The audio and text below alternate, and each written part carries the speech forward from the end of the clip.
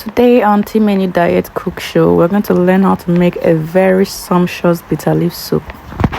First, we start by washing up the cocoyam, otherwise called eden, the local Igbo dialect.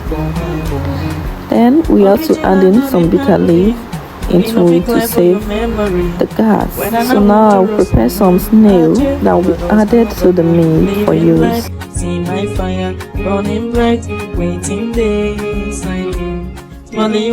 As you can see, we are breaking down the snail in order to remove the shell, and checking back the pot. It has already boiled properly. Just give it a little stir. Now I shift it and separate them from the other. As far as the cocoyam is ready, when we set it to pound to a paste. And for this snail, you wash it properly using alum to remove the sliminess. After that, you properly wash the snail before you put it into the pot of meat. So to start cooking the soup proper, we set meat on fire. Prepare the stock fish or Okporoko. After washing, you put it straight right into the pot. Then you cover, allow everything to simmer.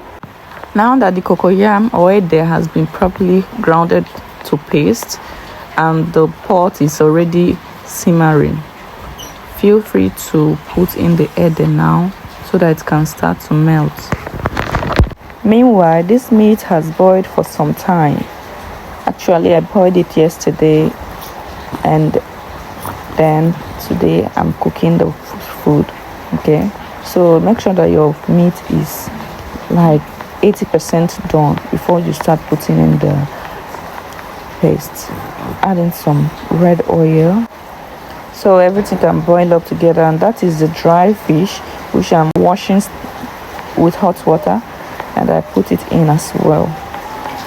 Then cover and allow to simmer while I move over to pounding my pepper and crayfish, and as well as washing the bitter leaf.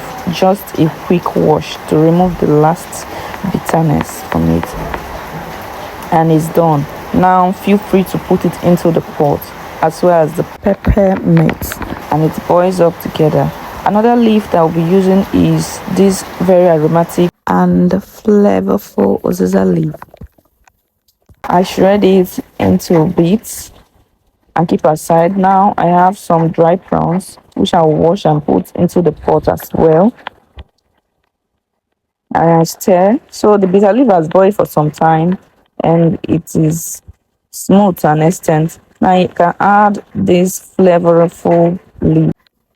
Also add some native Ogiri to taste, which is very spectacular for this soup. If you don't have it, then you must find it if you truly want to make a correct Onugbu soup. A correct bitter leaf soup contains some Ogiri, otherwise it will not turn out well. Feel free to add some smoked fish, it is optional.